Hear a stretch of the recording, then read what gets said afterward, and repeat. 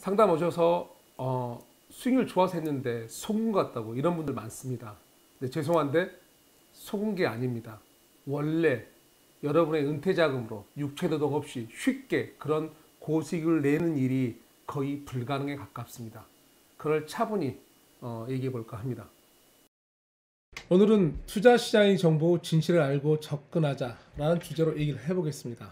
이거 뭐 제가 손님 상담할 때 모토죠. 돈만 있다고 투자자 자격이 주어지는 것은 아니다. 제가 항상 얘기할 때 돈만 있으면 뭐죠? 봉입니다. 봉 되지 말고 투자가 돼야지 이번 은행 사태처럼 문제가 없습니다. 넘어올게요. 자, 오늘의 이슈는 은퇴자여 눈을 낮춰라. 저의 가장 많은 상담층이고 이걸 보시는 층이어서 눈을 낮추셔야죠. 어떤 눈? 수익률. 자, 막연한 고수익률 희망을 얘기하는 거고요. 이거는 진짜 저것 때문에 불행이 다가옵니다.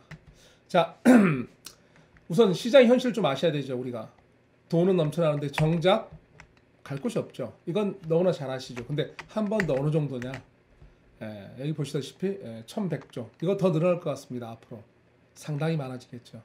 자, 그 다음에 이제 대체 시장, 주식 시장이 정말 잘 돌아가면 좋은데 우리나라 주식 시장은 아시다시피 우리나라만 잘 돼서 되는 시장이 아니죠.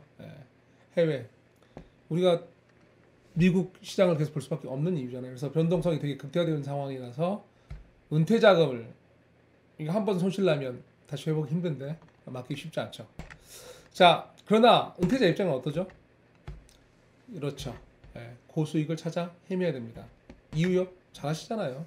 우선 금리, 저축으로 살 수 없습니다. 더 이상 말 않겠습니다. 2번, 창업 불가합니다. 정말 창업 힘들어서 아시잖아요. 뭐 현실 이런 거는 뭐 설명할 필요가 없다고 봅니다.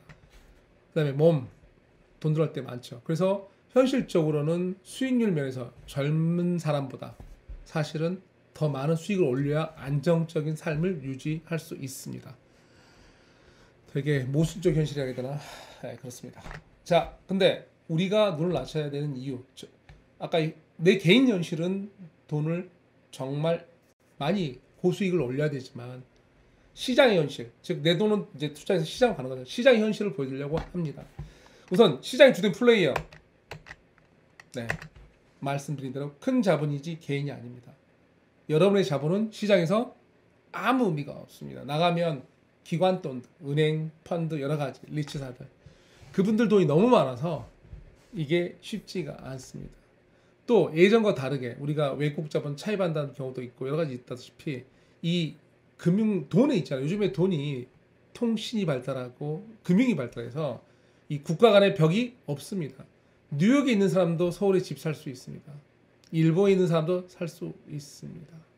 부산에 있는 사람도 여기 살 수 있습니다. 임대는 짧지만 거리가 그 지역이지만 그래서 문제는 그게 이제 개인이 아니라 기관들이 들어온다는 거거든요. 그래서 개인의 돈은 시장에서 절대 주된 플레이가 될 수가 없어요. 근데 문제는 그 돈의 습성은 아시다시피 안에 마찬가지죠. 다들 고수익을 원합니다. 이분들도 원하겠죠. 근데 이분들은 정확히 압니다. 왜? 밑에 뭐 회계사부터 많은 큰 돈이니까 사람들이 붙어 있죠. 이분들이 인지하는 건 딱 하나죠. 경쟁이 심하다. 그래서 이분들은 어떤 거 물건을 입찰 받고 뭐 운영할 때 절대적으로 기대 수익률이 높지가 않습니다. 왜? 인지하죠. 경쟁이 심하다. 큰 돈끼리. 작은 돈은 신경도 안 쓰죠. 왜? 거기는 뭐 너무 작으니까. 그래서 이 개인 체급, 여러분이 돈이 뭐 10억, 20억, 30억, 설령 100억이라 할지라도 죄송한데 시장에서는 대단히 작은 미미한 체급상에서 그런 상황입니다. 그래서 큰 의미를 못 갖습니다. 더군다나 이제 큰 돈이 많을 때 우리 수익률 구조를 얘기하면 우리 말하는 쉽게 말하면 월세 상품 한마디로 그런 상품의 특성을 말하는 거거든요. 수익률 문제니까 전세 갖고 갭 투자를 하는데 큰 돈이 들어오지는 않잖아요. 그래서 시장의 구분을 얘기하면 그렇습니다. 이건 하나의 샘플을 얘기하고자 하는데 제가 좀 많이 저런 내용을 넣은 것 같습니다. 그래서 한 번에 모든 물량을 매입하는 매수자를 좋아한다. 매도자. 이게 무슨 의미냐면 그냥 다 쳐놓고 제가 가볍게 말로 설명할게요. 예전에 우리 호텔 분양 요즘에 기사 찾아보시면 많이 나옵니다. 호텔 분양 문제 많다고. 그런데 이게 그럴 수밖에 없는 게 호텔을 분양할 때 호텔이란 거는 사실 운영에서 먼저 수익이 나는 거잖아요. 그래서 운영비를 떨구고 그 다음에 수익을 드리는 거잖아요. 근데 그 수익이 약 10%대 약속한 거, 뭐 8%대 엄청난 거죠. 근데 만약에 진짜 그게 확실한 물건이라면 시장에 있는 주된 플레이어, 큰형님, 큰돈 이분도 관심 갖지 않을까요?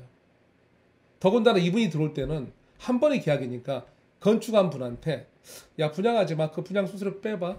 아 광고하실 필요 없어. 광고료도 빼봐. 자 이렇게 좀 줄이다 보면 원가가 낮아지겠죠. 아 우리 돈 많아. 야 은행이자 주지 말고 우리가 건축비 줄게. 더 줄어드네요. 자 이런 상황이 되면 원가는 더 낮아지니까 수익률은 더 올라가겠죠. 근데 그분들은 왜 안 사죠? 시장에는 다시 한 번 말씀드릴게요. 여러분 돈보다 누구 돈이 많다? 큰형님들 돈이 많아요. 그렇게 많은 돈에 둘러싸여 있는 게 현재의 부동산 시장인데 왜? 뭐 개인 우리가 말하는 갭 투자는 그런 투자는 못 들어오죠. 거기는 이제 월세 수익 나는 이런 구조가 아니기 때문에 자 안 들어왔죠. 아는 거죠. 불확실성이 크다는 거. 장사는 해봐야 아니까. 그래서 그런 문제 터지는 그 얘기를 하는 거예요. 그래서 그분들이 진짜로 이게 우리가 말하는 호텔에서 옛날에 확정임대니 뭐 수익이니 이런 게 진짜였다면 현실에서 맞다는 생각을 했다면 여러분은 끼어들 틈도 없어요. 바로 그분이 한 번에 다 사지. 건축주도 그걸 좋아하죠. 한 번에 다 산다는데. 그렇죠? 그 얘기를 드리는 겁니다. 그래서 결론은 이렇습니다. 현실에 없는 고수익을 찾지 마라. 현장에는 여러분보다 큰 돈들이 많다. 그래서 개인의 현실, 여러분의 현실은 분명히 특히 나이 든 분들은 젊은 세대보다 수익이 더 나와야 됩니다. 높아요. 지출이 더 비용이 높으니까 이해합니다. 그러나 여러분이 투자하는 현실은 고수익을 내기는 되게 쉽지 않습니다. 왜? 큰 돈과 경쟁이니까 수익 월세 받는 거. 여러분이 뭐 스티브 잡스나 뭐 다른 분들처럼 남들이 할 수 없는 거를 한다든가 아니면 우리 영화에서 보는 청부 살인업자처럼 남들이 못하는 걸 한다든가 이런다면 큰 돈을 벌 이유가 있겠지만 그거 아니잖아요. 단순히 돈만 넣고 빼는 거잖아요.